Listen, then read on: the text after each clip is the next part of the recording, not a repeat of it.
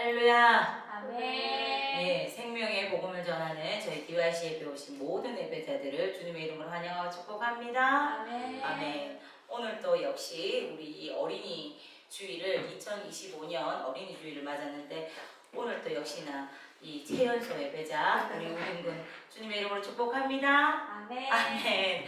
막 아멘 할 것 같아. 오늘은 어린이 주일입니다. 그래서 우리는 이제 어린이의 어떤 이런 시간들을 다 벗어난 나이대인데 이 어린이 주일이 우리에게 어떤 의미가 있을까? 또 이렇게 생각하실 수도 있고 또 이날은 어린이들만을 위한 그런 어떤 주일이지 않는가 이렇게 또 생각하는 부분들도 우리가 있을 수 있는데요. 우리는 누구나 한 인생의 주기를 지나가면서 어린이 시절도 보내죠. 그리고 곧 다가오는 어버이 또 주일 있잖아요. 또 누구나 어버이의 시절을 보내게 되고 정말 그렇게 우리 인생 시즌에 누구나 한 번씩 지나가는 그런 타임들입니다. 그래서 오늘 이 시간에 우리가 함께 우리의 어린 시절에 또 그런 어떤 순수했던 또 동심들 또 하나님 앞에서의 또 어떤 반응들 이런 것들도 한번 다시 한번 상기해보고 우리가 어떤 마음으로 또 천국에 정말 들어가는 자로서 준비해야 되는지를 이 어린 주일을 통해서 다시 한번 살펴보기를 원합니다. 오늘 그런 마음을 가지고 이렇게 한번 출발해 보겠습니다. 한 사회학자는요 19세기를 여성을 발견한 세기요, 그리고 20세기를 어린이를 발견한 세기요, 21세기는 노인을 발견하는 세기가 될 것이다 라고 하였습니다. 그런 것처럼 정말 지금 우리가 20세기에는 베이비 부머 우리나라도 시대로 굉장히 아이들이 많고 이랬는 시대를 지나서 이제 21세기 들어오면서 초고령화라고 하죠 이제는. 그래서 인구 절벽 다음 세대들은 정말 최저의 그 출산율이 낮고 이런데 지금은 또 초고령화 시대가 돼서 노인들을 또 발견하는 세기가 된다 한 이 말들이 틀리지 않은 것 같습니다. 오늘은 앞서 언급한 것처럼 어린이 주일로 보내게 되는 만큼 어린이를 발견한다는 것이 무엇을 뜻하는 것인지 함께 살펴볼까요? 네. 이는요 그전 시대까지는 어린이가 하나의 인간이나 인격으로 그렇게 대우받기보다는 부모나 사회의 부속물 정도로 취급이 되어 왔다는 것을 전제합니다. 사실 1920년대 우리나라가 그러니까 일본의 식민지로 있을 때만 해도 어린이다 하는 이 말조차도 존재하지 않았어요. 어떻게 불렀느냐? 당시에는 어린이들을 이놈, 어린 것, 애새끼 이런 말들로 불렀습니다. 요즘 애들 같으면 이렇게 부르면 당돌하게 뭐라고요? 이렇게 딱 말할 수 있지만 그때는 사회에서 통용적으로 그런 식으로 불렀다는 거예요. 당시에 일본의 유학생이었던 우리가 너무 잘 아는 누굴까요? 방정원. 딩동댕. 네. 소파 방정환 선생은요 이를 안타깝게 여겼습니다. 그래서 민족의 미래는 다음 세대를 귀하게 여기는 데 있다라고 확신한 그는요 여름방학을 맞아서 조국에 귀국을 했을 때 먼저 존댓말 쓰기 운동을 벌였습니다. 이때 처음으로 어린이 또는 어리신, 우리가 어르신이라고 하잖아요. 근데 어린이를 어리신이라는 이런 말을 사용했고 어린이도 하나의 인격체이다 하는 것들을 선언했습니다. 이것이요 1921년의 일이었고 다음 해인 1922년 5월 1일에는 처음으로 어린이날 제정을 제안하고 1923년에는요 순수 아동잡지 어린이를 이렇게 창간을 하게 됩니다. 그리고 그해 5월 1일에는 아동문화 운동단체인 색동예, 한번 들어보셨나요? 색동예를 창설을 하게 됩니다. 이것이 오늘날의 어린이날의 유래가 된 것입니다. 이처럼 소파 방정환 선생이 이 나라의 어린이 인권을 위해서 정말 수고한 그 공로는요 지대합니다. 그렇다면 예수님은, 우리의 최고의 스승이신 예수님은 이 어린이를 어떻게 생각하셨을까요? 예수님은요 시대를 앞선 분이셨습니다. 모든 면에서 오늘 우리가 어린이들에 대해서 말하고자 하는 모든 것을요 그분은요 이미 2000년 전에 말씀하셨고 다음 세대를 참으로 소중히 여기셨습니다. 예수님의 3년의 공생애의 마지막이 가까워오고 있던 어느 날 가이사랴 빌립보에서 예수님이 제자들에게 우리가 잘 알죠? 너희들은 나를 누구라 하느냐 하는 이런 질문을 하셨고 또 베드로가 주는 그리스도시요 살아계신 하나님의 아들이신 이런 또 대답을 하는 이런 사건이 있은 후에 갈릴리 가버나움으로 오시던 도중에 제자들 사이에서 천국에서 누가 더 큰 자인가 하는 이런 논쟁이 일어나게 되었어요. 급기야 제자들은요, 하나님께서 통치하시는 그런 세계에서 누가 크냐 하는 이런 질문을 예수님께 했습니다. 주님께서는요, 이에 대해서 바로 답하지 않으시고 이렇게 하셨죠. 본문 2절로부터 3절입니다. 함께 볼까요? 예수께서 한 어린아이를 불러 그들 가운데 세우시되 진실로 너희에게 이르노니 너희가 돌이켜 어린아이들과 같이 되지 아니하며 결단코 천국에 들어가지 못하리라. 아멘 아멘. 즉 천국에 들어갈 수 있는 사람은 어린아이와 같아야 한다고 말씀을 하셨습니다. 아마 니고데모가 아마 거기 있었다면 또 이렇게 질문했을지도 몰라요. 주님, 제가 이렇게 나이가 많은데 다시 아이가 되어야 합니까? 라고 이렇게 반문했을지 모릅니다. 예수님이 거듭나야 된다 하니까 내가 이미 태어나서 사는데 어떻게 엄마의 태에 다시 들어왔다 나와야 되냐? 이렇게 어떻게 반문을 했듯이 말이죠. 주님께서 말씀하신 어린아이가 된다 하는 것은 무슨 의미일까요? 먼저 어린아이들에 대해서 우리가 한번 생각을 해봅시다. 이 어린아이들은요, 매우 단순해요. 아이들은 부모가 가르쳐주는 대로 그대로 믿습니다. 예수님은요, 천국에 들어갈 수 있는 사람은 이 어린아이들과 같이 단순하고 겸손하고 순전한 그런 마음을 가진 사람이다 라고 말씀을 하십니다.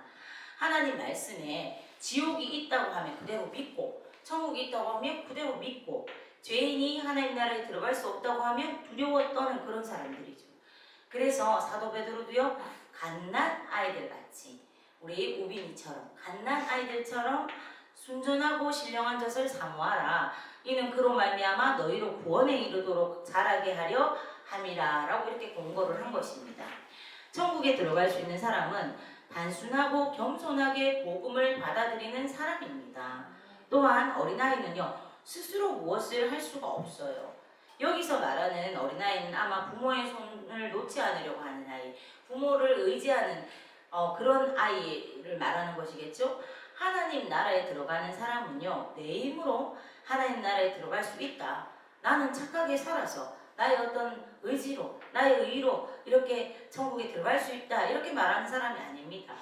어린아이처럼 예수 그리스도의 대속을 온전하게 의지하는 사람, 부모를 의지하듯이 내 힘이 아니라 예수님의 공로 덕분에 하늘나라에 간다. 이렇게 믿는 사람입니다. 어린아이가 전적으로 부모를 의지하는 것과 같이 말입니다. 삭개오는요, 메시아에 대한 소식을 듣고 그분을 만나기 위해서 어린아이처럼 나무에 막 이렇게 기어 올라갔죠. 그 당시에 그 많은 군중들 앞에서 어른이 나무에 막 그렇게 기어 올라가는 게 성경에 나오니까 그런가 보다지만 한번 상상을 해보시면 쉽습니까? 거기다가 그 세리장이었어요.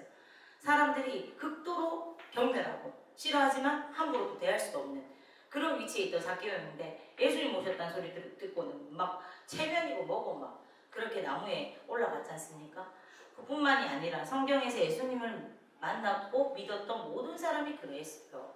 사도 바울을 만난 간수 아십니까? 그 간수 역시 겸손한 마음으로 주님 앞에 구원받기를 원했어요.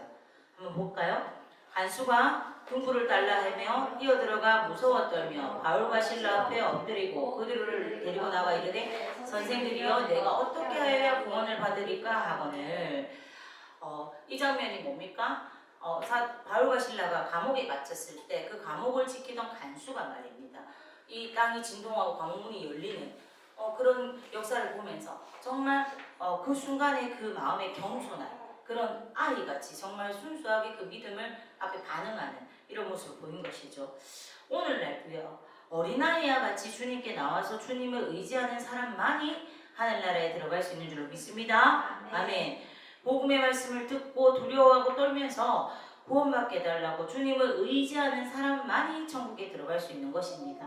그렇습니다. 예수님께서는 제자들에게 그리고 우리에게 진정한 천국 백성의 자격을 가르치시기 위한 시청각 그런 교육으로 어린아이 하나를 불러서 그 앞에 세우시고 어린이에 대한 이런 교훈을 주신 것입니다. 아멘. 여기서 우리는 예수님의 어린이관, 다음 세대를 향한 예수님의 관점, 그리고 한 걸음 더 나가서 어린이들을 통한 천국의 백성관을 우리가 배울 수 있는 것이죠. 자, 그렇다면 지금부터 예수님께서 가르쳐 주신 다음 세대에 대하여서 또 천국 백성의 자격에 대하여서 함께 살펴보도록 하겠습니다. 첫째, 예수님은요, 어린이들은 우리가 배워야 할 대상이다 이렇게 말씀을 하셨습니다. 어른들의 관점에서 어린이들은요, 가르치고 교육해야 될 그런 대상으로 그렇게 여겨져 보이죠. 그런데 예수님은 오늘 본문에서 이런 발상을 역전시키시는 그런 선언을 하십니다. 우리가 오히려 어린이에게 배워야 한다는 것입니다. 그 이유는요, 어린이에게는 천국에 들어갈 수 있는 그런 마음의 자질들이 존재하기 때문이라는 것입니다. 지금 우리 이 공동체로 치면 우리 모두가 오빈이한테 배워야 되는 거예요. 네, 그래서 그 마음 자체에 그 자질이 존재하고 있다는 것이죠. 이 마음의 자질이 무엇일까요? 이 신학자들은요, 이를 대체로 세 가지 특성으로 정의를 합니다. 첫째는 겸손함, 둘째는요, 단순성, 마지막으로 믿음입니다.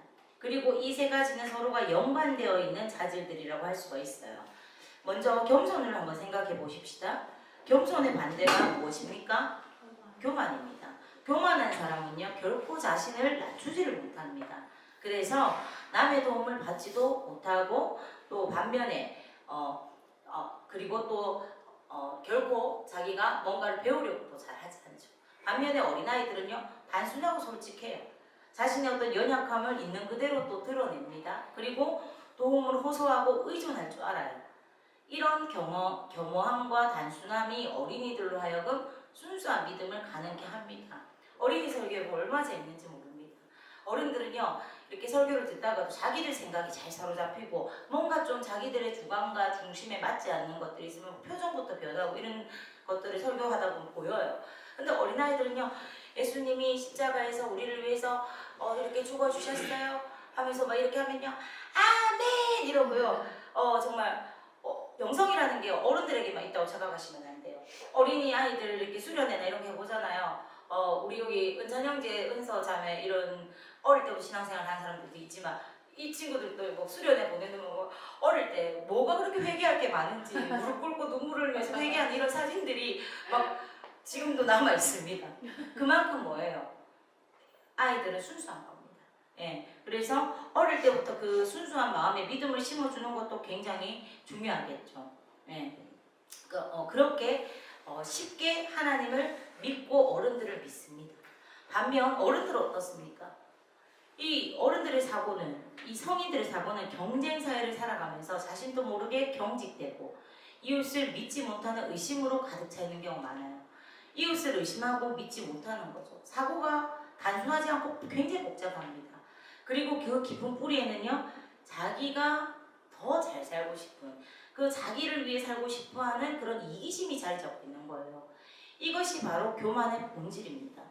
이런 교만함과 복잡함으로 인해서 어떤 이웃들에게, 그 어떤 내 옆에 관계들에게 마음을 열지 않고 누구도 쉽게 믿지를 못합니다. 그래서 결론적으로 하나님도 믿기가 힘들어지는 거예요. 그래서 우리가 진실로 천국의 문을 두드리려면 이런 어린이의 겸손함, 단순성, 무엇보다도 순수한 믿음, 이것들을 배워야 할 필요가 있다는 것입니다. 3절 4절의 말씀이 바로 이 교훈이 아닙니까? 그러므로 회개한다는 것은요, 바로 어린이의 마음과 같은 마음의 상태를 회복하는 것이죠. 우리가 죄를 회개하고 어린이처럼 단순하면서도 순수한 믿음으로 하나님을 의지할 때 그의 마음에 천국이 열리는 줄 믿습니다. 아멘. 여러분, 하나님이 다스리는 나라에서는 어떤 사람이 큰 자일까요? 성경은 뭐라고 말하는지 한번 볼까요? 그러므로 누구든지 이 어린아이와 같이 자기를 낮추는 사람이 천국에서 큰 자니라. 아멘, 아멘. 천국에서는요, 자기를 높이는 사람이 아니라 자신을 낮춰서 어린아이와 같이 순종하고 섬기는 사람이 큰 자라는 겁니다. 예수님께서는요, 좀 전에 언급됐던 제자들 사이에 누가 큰가 하는 것으로 다툼이 일어났을 때 이렇게 그들을 가르치셨습니다. 이것도 함께 봅니다. 예수께서 제자들을 불러다가 이르시되 이방인의 집권자들이 그들을 임의로 주관하고 그 고관들이 그들에게 권세를 부리는 줄을 너희가 알거니와 너희 중에는 그렇지 않아야 하나니 너희 중에 누구든지 크고자 하는 자는 너희를 섬기는 자가 되고 너희 중에 누구든지 으뜸이 되고자 하는 자는 너희의 종이 되어야 하리라. 인자가 온 것은 섬김을 받으려 함이 아니라 도리어 섬기려 하고 자기 목숨을 많은 사람의 대속물로 주려 함이니라. 아멘 아멘. 세상은 어때요? 세상 사람들은 큰 자가 되어서 사람들을 다스리고 권세를 뿌리기를 원하죠. 자기가 커지고 자기가 높아지기를 그렇게 원하지 않습니까? 그런데 예수님은 세상과 다른 법칙, 전혀 다른 법칙을 말씀하시고 계시지 않습니까? 하나님 나라에서는 섬기는 사람이 큰 자라고 하셨어요. 어린아이와 같이 자신을 낮추고 겸손하며 다른 사람을 섬기는 사람이 큰 자가 된다라고 하셨습니다. 어디서요? 천국에서요. 그리고 예수님께서 친히 그 본을 보여주셨습니다. 요한복음 13장에는요, 우리가 잘 아는 주님께서 제자들의 발을 씻기시는 유명한, 정말 그 우리가 어쩌면 처음 마주할 때는 충격적인 그런 장면이 등장을 합니다. 친히 본을 보이신 예수님의 이 가르침은요, 제자들의 마음에 깊이 각인이 되었을 것입니다. 그래서 후에 사도 베드로 역시요, 겸손으로 허리를 동이라라고 이렇게 가르칩니다. 당신은요, 노예들이 주인을 섬길 때 앞치마를 둘렀는데 이와 같이 겸손으로 허리를 동이라는 것입니다. 사도 바울도 우리는 우리를 전파하는 것이 아니라 오직 그리스도 예수의 주 되신 것과 또 예수를 위하여 우리가 너희의 종된 것을 전파함이라. 형제들아, 너희가 자유를 위하여 부르심을 입었으나 그러나 그 자유로 육체의 기회를 삼지 말고 오직 사랑으로 서로 종노릇하라 라고 이렇게 말씀을 했습니다. 즉 자신이 종이고 섬기는 자다 이렇게 정의를 하는 겁니다. 그렇습니다. 예수님께서는 자신을 낮추는 자가 하늘나라에서 큰 자라고 말씀을 하시면서 친히 본을 보이셨습니다. 가난한 자와 병든 자를 섬기시고 제자들을 섬기시며 마지막으로 죽기까지 자신을 낮추셔서 우리를 섬겨주셨습니다. 여러분, 하나님 나라는요, 서로 종노릇하는 곳입니다. 아멘. 교회에서 성숙한 자들은 더욱 섬기는 자들이 되어야 되는 것입니다. 결론적으로 주님께서 하신 말씀은 쉽고 간단합니다. 천국은 하나님이 통치하시는 세계이고 그 나라는 우리가 섬기고 있는 하나님의 교회를 또 포함합니다. 또한 장차 주님께서 세우실 온전한 그리스도의 왕국도 포함이 되는 것이죠. 이 천국은 어린아이들처럼 겸손히 주님만을 의지하는 사람들이 들어간다는 거예요. 주님이 통치하시는 그 나라는 정말 어린아이들처럼 주님 앞에 순수한 믿음으로 나아가는 그런 사람들이 들어간다는 겁니다. 구원을 위해서 다른 것을 의지해서는 우리가 안 됩니다. 예수님만이 내 죄를 용서할 뿐이라는 것, 또 어떤 행위로 천국에 가는 것이 아니라는 것, 우리가 어린아이와 같이 단순화해서 말씀을 듣고 정말 그 말씀 앞에 두려워 떨 수 있는 그런 사람들이 들어가는 곳이 어디다? 천국이라는 겁니다. 또한 천국에서 큰 자는요, 겸손히 섬기는 사람이라는 겁니다. 바라옵기는 우리 모두가 주님이 다스리시는 그 나라에서 큰 자가 되기를 바랍니다. 이 땅에서가 아니라 그 나라에서 위대한 사람들이 되시기를 간절히 소망합니다. 세상에서 큰 자가 되기는 어렵지만 주님의 나라에서는요, 우리가 세상에서 큰 자가 되고 싶다고 쉽게 되나요? 어렵잖아요. 어렵지만 주님의 나라에서는요, 주님의 성령을 의지하면 얼마든지 큰 자가 될 수 있습니다.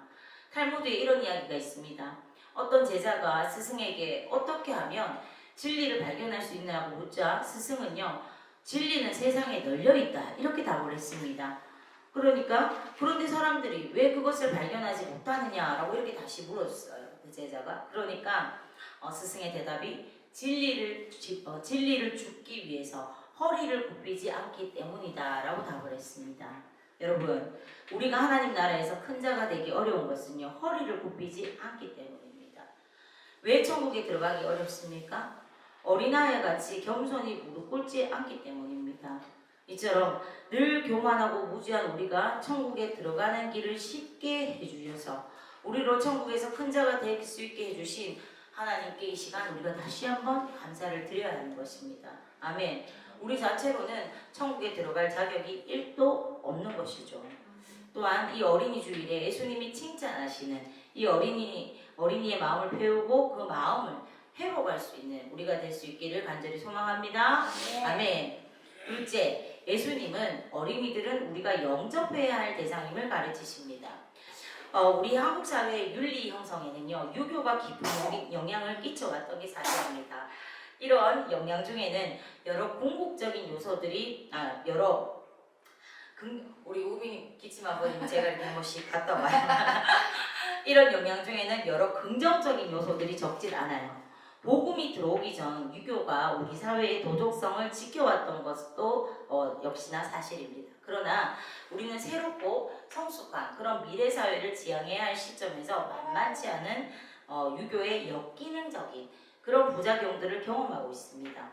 그 중에 하나가 지나치게 어른 중심의 사고, 즉 권위주의적이고 강자 중심적인 그런 발상들이죠.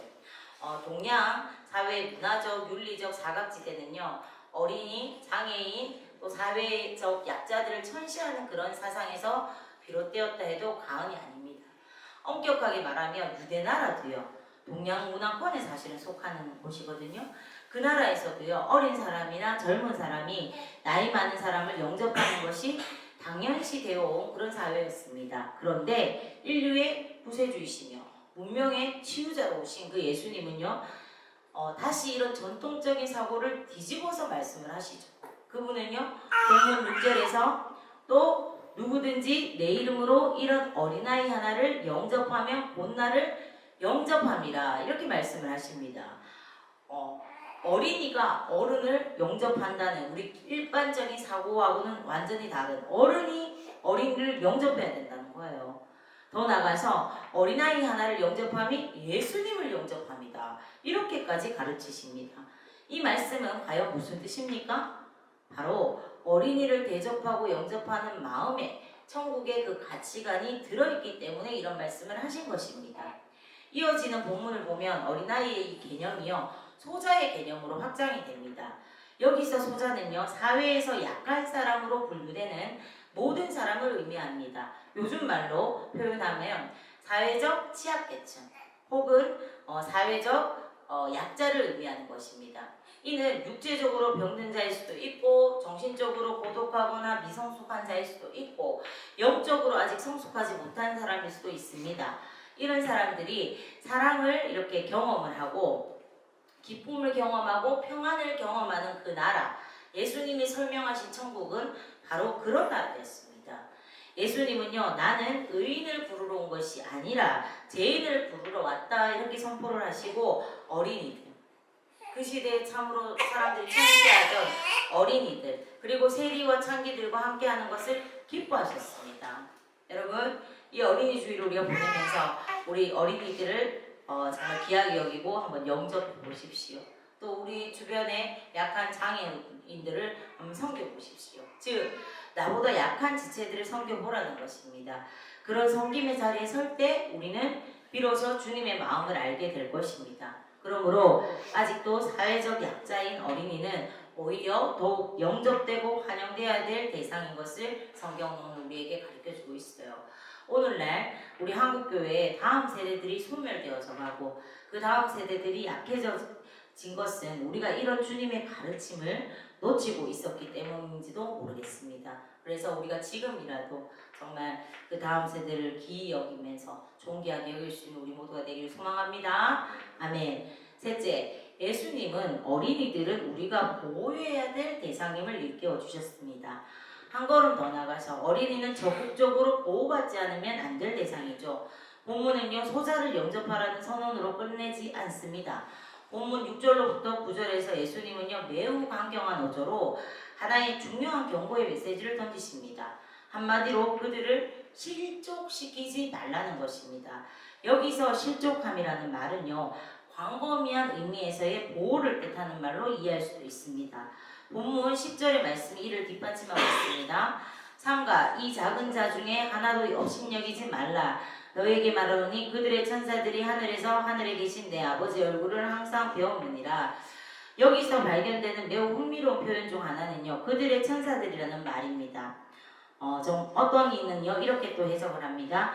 소자나 어린이들에게는 수호 천사가 있다라는 암시다. 이는 스스로 자기를 지킬 수 없는 자들을 보호하도록 하나님은 그들에게 천사들을 보내시고 그들을 통해 보호를 받고 계시다. 이렇게 해석하는 분들도 있어요. 즉 뭐냐, 하나님께서 천사들을 파송해서 보호할 정도로 이 있도록 적극적으로 어린이들을 보호하신다면 우리에게도 저들을 적극적으로 보호할 의무가 있지 않겠느냐는 겁니다.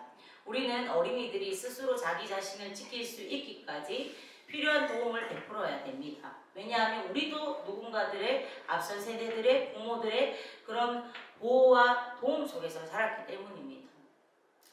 우리 육체적으로, 정서적으로, 또 영적으로 도움을 베풀어야 되죠. 이 중에서도 무엇보다 중요한 영적 도움을 우리는 베풀 수 있어야 됩니다. 실상 오늘 본문에서 예수님이 가장 중요하게 강조한 도움도 바로 영적인 도움일 것입니다. 본문의 문맥에서 주님은 이 도움을 베풀지 못하고 실족해 하는 것은 영생과 영원한 멸망의 문제라고 말씀을 하십니다. 그렇다면 무엇보다 이들이 예수님을 믿고 구원을 받아서 영생을 얻도록 우리가 도와야 되는 것입니다. 그래서 어린이나 약한 자들이 이제 우리의 도움이 아닌 그 도움을 우선 받지만 결국 하나님의 도움을 받으면서 스스로 살아갈 수 있도록 우리가 이끌어야 된다는 것입니다. 이것이야말로 진정하고도 궁극적인 도움이라고 믿습니다. 그렇지 않으면 우리의 보호는 잘못된 과보호가 될 수도 있습니다. 정말 우리가 하나님이 빠진 그런 어떤 보호 이런 것들은 오늘날 어떤 육아 문제에 있어서도 무관심 이상의 큰 문제가 과잉 보호일 수 있어요. 과잉 보호는요, 자녀를 보호하는 것이 아니라 오히려 자녀를 파멸시키는 길입니다. 아이의 요구를 무조건 들어주고 아이가 하고 싶은 것은 무엇이든 하도록 버려두는 것은요, 아이가 자라가는 과정에 중대한 행동장애나 정신장애, 정서적인 장애를 일으키는 원인이 된다는 것을 우리 부모들은 기억해야 돼요. 그러므로 때로는 실패하더라도 실패를 디디고 일어설 수 있는 자율성을 키워주지 않는다면 우리의 자녀들은 평생 부모를 의존해야 하는 무기력하고 유약한 인간으로 자라갈 것입니다. 더 나아가서 육신의 부모가 아닌 자신의 진짜 보호자이며 진짜 부모가 되시는 하나님을 의존하는 법을 모르게 되는 거예요. 그렇기 때문에 우리는 역으로 정말 우리의 다음 세대들이, 정말 우리의 또 자녀들이, 지금 여기 아직 결혼하거나 자녀가 있지 않은 그런 사람들도 언젠가는 부모가 되고 자녀가 생기잖아요. 그럴 때 우리에게 맡겨진 가장 큰 책임은 뭐예요? 육신의 부모가 아닌, 정말 이 육신의 부모를 통해서 하나님 아버지, 진짜 보호자가 되시고 진짜 부모가 되시는 그분을 만날 수 있도록 해야 된다는 겁니다. 그래서 그분을 의지하면서 나의 하나님으로 고백하면서 살아갈 수 있도록 해야 된다는 겁니다. 그래서 그분과 동행하며 그분의 보호하심과 인도하심을 의지하면서 평생을 살아가게 하는 일, 이것이 여러분과 저의 책임인 줄 믿습니다.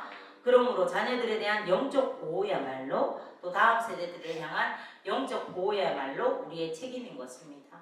그렇습니다. 어린이들은요, 우리들 어른들이 또 성인이 된 또 앞선 우리들이 정말 오히려 배워야 될 그런 대상이에요.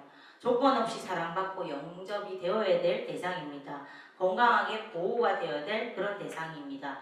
무엇보다도 어려서부터 예수님을 믿고 구원을 받아서 하나님을 의지하고 스스로 살아가는 건강한 하나님의 자녀가 되도록 우리가 보호할 수 있어야 됩니다.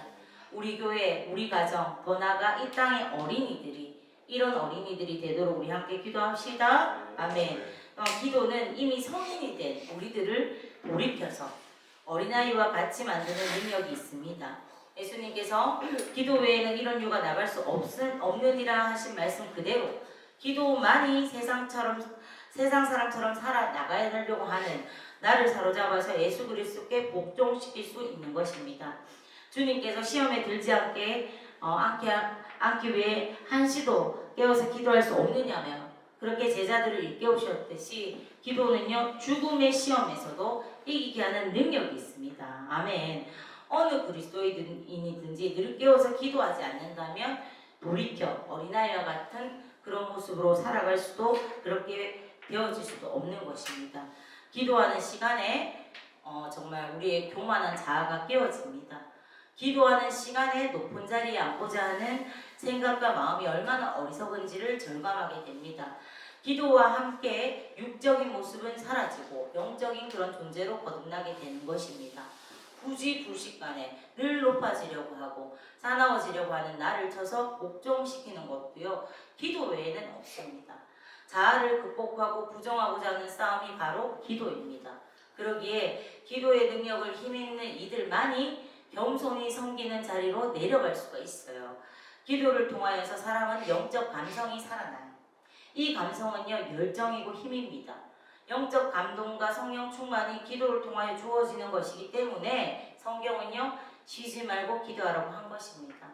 오늘 어린이 주일을 맞이하여서 동심의 세계를 우리가 아름답게 추억하듯이 아까도 막 어린 시절 이야기를 벌써 막 이렇게 하게 되고 또 했는데 어린아이와 같은 그런 마음을 우리가 다시 한번 회복해서 겸손하고 순수한 믿음을 소유한 천국 백성으로 살아가게 되는 우리 모두가 되기를 주님의 이름으로 간절히 축원합니다. 아멘. 이를 위해서 정말 깨워서 늘 주님 앞에 쉬지 말고 기도하면서 정말 그런 어린아이와 같은 겸손함 또 순수한 믿음 그런 것들 내 심령에 늘 채워주시기를 겸손히 하나님 앞에 엎드리고 나아가는 우리 모두가 되기를 소망합니다. 아멘. 아멘.